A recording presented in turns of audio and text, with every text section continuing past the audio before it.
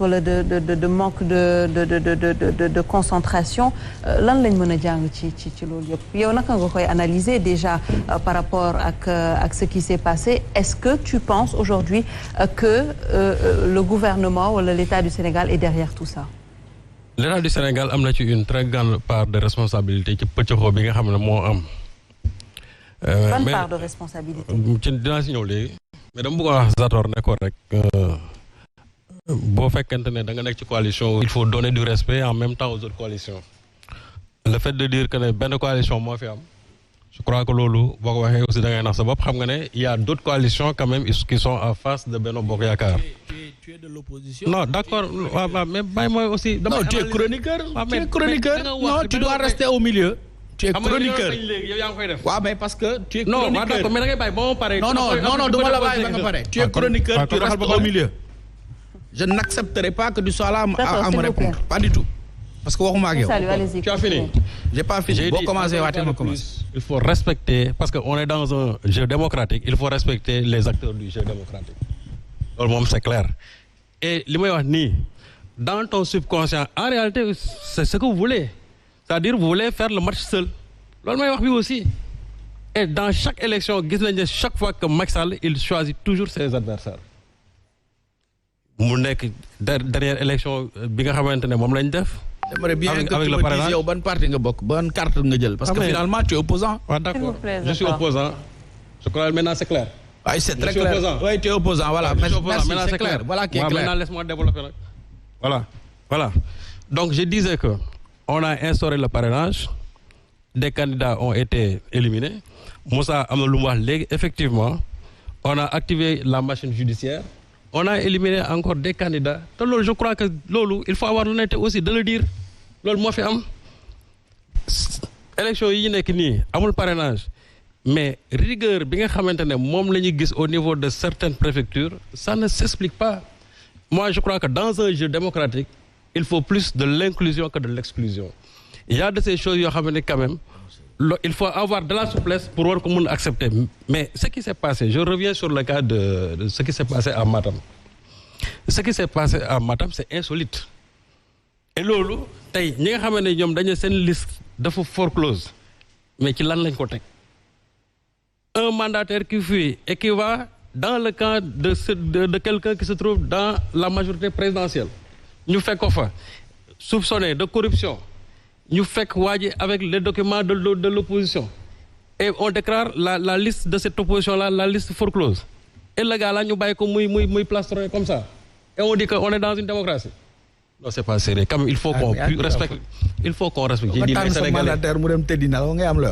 mais franchement à qui la faute comment le mandataire qui prend les dossiers qui va ailleurs la faute nga di la faute c'est Benno est-ce que mën nga noppi D'accord, s'il vous plaît. peut-être voilà. Donc, non, je dis, est-ce que il faut s'il vous plaît. Ce débat-là ne continuera pas. S'il vous plaît. S'il vous plaît. Non, on va pas en arriver là, s'il vous plaît. Voilà. S'il vous plaît, on va pas en arriver là. Il faut qu'il se taise. Sénégalais yi ñuy seetaan. Sénégalais yi ñuy seetaan. Oui, vraiment pour discuter correctement. D'accord. Du ma nangu Serigne Saliou du ma manquer de respect. D'accord. Qu'est-ce que j'ai dit? Non, tu es insolent et incorrect. Très bien, je te le concède. Toi, tu n'es pas insolent. Voilà. Toi, tu es incorrect. S'il vous plaît, voilà. Serigne Saliou, Zator, on ne va pas entrer dans ces détails. Oui. Non, je comprends Serigne Saliou. D'accord, mais duñu dugg ci détail yooyu. Il faut que avec ta permission. S'il vous plaît. Moi, je te demande de me libérer parce que je ne vais pas me donner un spectacle avec libère-toi. Honnêtement. Ah, libère-toi. Serigne Saliou, s'il vous plaît. ñi ñuy seetaan ils ont besoin quand même d'un débat boo xamante ne dañ koy teg ci yoon. Je vous en prie. S'il vous plaît. C'est un débat d'idées ku ko ñemee da ngay toog un point c'est tout voilà c'est un débat d'idées ku ko ñemee da ngay toog waaw toi tu n'es pas minable alors on s'excuse vraiment chers téléspectateurs par rapport ak désagrément bi jot a am xam naa on va juste marquer une petite pause avant de revenir sur le plateau continuer le débat. Mais faut même pas marquer de pause.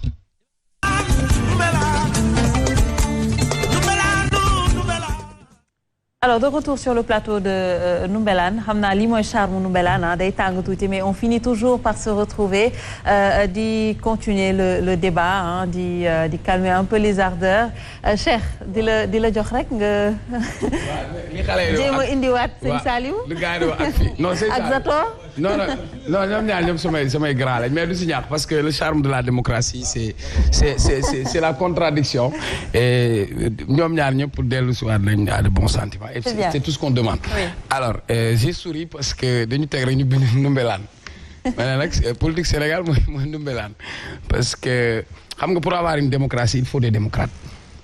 Démocratie du luxe. Démocratie j'ai l'habitude de le dire c'est une affaire de gentleman. Tey l'administration territoriale elle organise elle a aussi l'obligation et le devoir d'encadrer et même d'assister.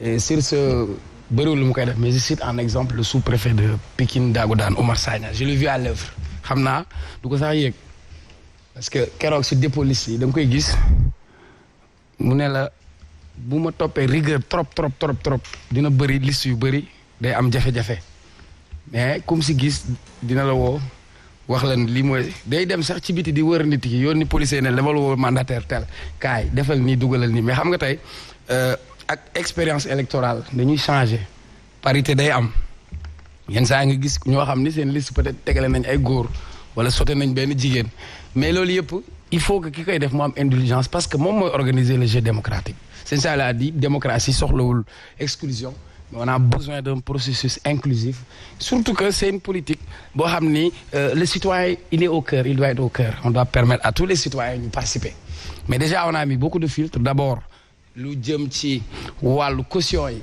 am na ndaw ñu bëri ñu bëggoon bokk mais amuñu moyens yooyu sooy xool tey élection bi ñi am doole rek a dem mooy les grandes coalitions ku bëgg a bokk te obligé nga ranger wu ci benn coalition wala et cetera donc loolu bokk na ci di fausser jeu bi mais li fausser jeu bi yëpp du tey parce que lii yëpp ci njëlbeen dès le processus dès le début la ñu am yu ñu raté ci ay processus d'abord ci lu parce que Sénégal c'est un pays quand même de dialogue ni suñu leex dañ lay wax ay Kéba Mbaye consensus et cetera mais man dama taxaw seetlu parce que cette fois-ci acte 3 bi ñu koy teg 2014 moi j'ai dit c'était une réforme purement politique ce qu'on voulait c'est tuer le poussin dans l'œuf on voulait tout simplement si Khalifa Sall avait perdu Grand Yoff du mën a jàll ñu dindi complètement liste ville cette fois-ci indiwaat nañ ko peut-être si tu n'es pas trop regardant sur les textes sur le code électoral amoo mise à jour bi boo moytu bi yow sax pour nga wut code électoral bi ñu defaraat sax jajafe la déjà beneen bi Karim Wade ci wàllu code électoral bi lañ jaar xam naa na fi jàll dina ci ñëw fii lañ gis administration bu toog à la place du juge pour dire que kii amul am sañ-sañ nekk électeur modifié sax nañ fii Sénégal gi code électoral pour yokk si benn baat électeur donc yooyu yëpp nag bi ma gisee léegi-léegi balaa ñuy dem Ndoumbelane dama jéeg-jéeg gis waa kër Adama Faye ñëw daa di sol seen tiset ñëw lu xew ñu neñu ñun dañu rejeté parce que nee nañ Macky Sall nee na moom fas bi mais ñoom nee nañ Adama Faye fas bi mu yor mooy fas buy naaw alburaax ba après ça m'a fait rigoler ma ne mais c'est-à-dire Ablaye Wade ñan ak ñan ñoo fi am ay zone bleue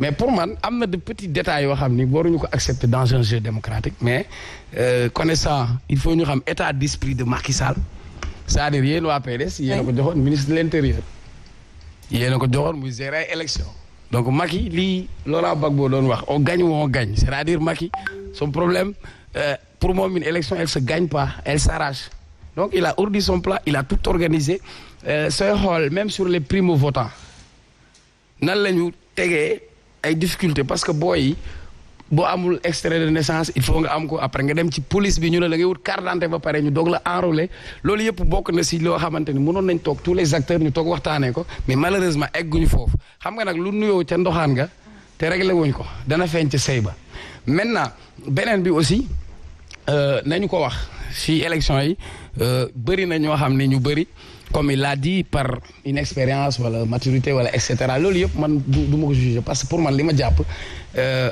lenn moo fi am bul choisir say candidats c'est-à-dire on a vu dans la démarche politique qu'on a eu au Sénégal Boun Abdallah Dionne